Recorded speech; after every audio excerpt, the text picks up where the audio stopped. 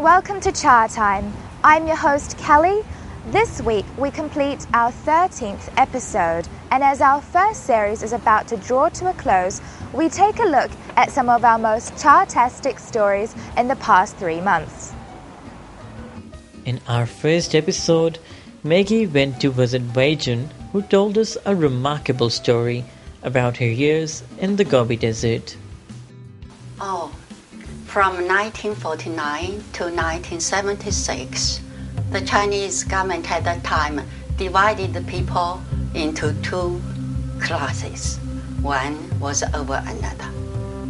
The peasants and the factory hands were red and superior. The wealthy and the educated were black and low. We were black. When I was 21 years old, we were sent to the Gobi Desert. The Gobi Desert, a huge barren land in the northwest of China near Mongolia, covered by sand, pebbles, and drier soil. There were no human beings before we arrived there. The climate in the Gobi Desert was extreme. The average in winter temperature was 35 C minus. Eventually, I did manage to marry my previous schoolmate. I was only allowed to see him for 15 days a year. Eventually, after much struggle, Wei Jun was able to leave the Gobi Desert and come to New Zealand. You can view the rest of her story on YouTube. Many of our viewers also like the story of Manali, a woman who was inspired to write a poem after the brutal killing of liquor store owner Navtej Singh.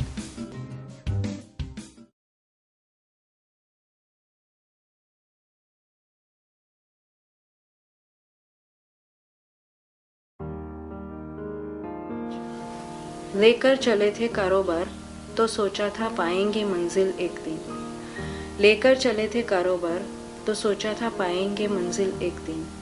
सपनों के महल जो सजाए थे सोचा था संवारेंगे एक दिन।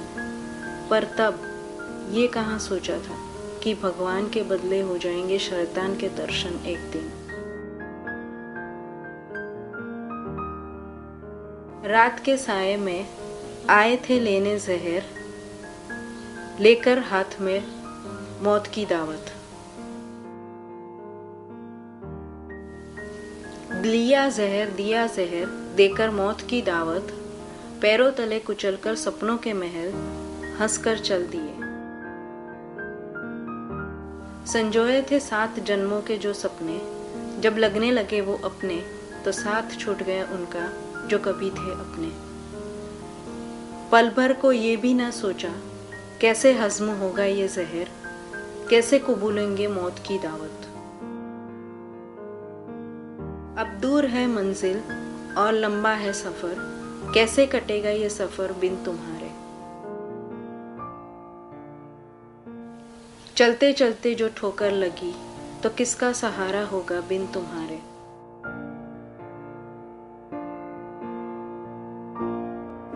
जिंदगी के तेज थपेड़े जब सताएंगे तो किसका सहारा होगा बिन तुम्हारे। थक कर पल भर को सोना चाहा आपकी बाहों में तो किसकी बाहें होंगी बिन तुम्हारे। गोद में खेले थे तुम वो गोद सुनी है बिन तुम्हारे। जिन उंगलियों को पकड़कर चलना सीखा था वो उंगलियां तरस रही है बिन तुम्हारे। आई जो करवा चौथ की रातें तो किसकी लंबी उम्र की दुआ मांगूंगी बिन तुम्हारे। आए जो राखी का त्योहार तो बहनें किसकी कलाई पे राखी बांधेंगी बिन तुम्हारे।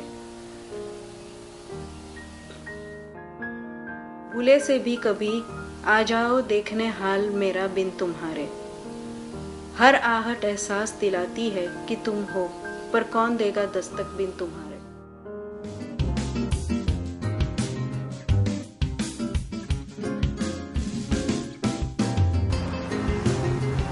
Many international students coming to New Zealand find it hard to look for jobs. Similarly, permanent migrants also face tough times.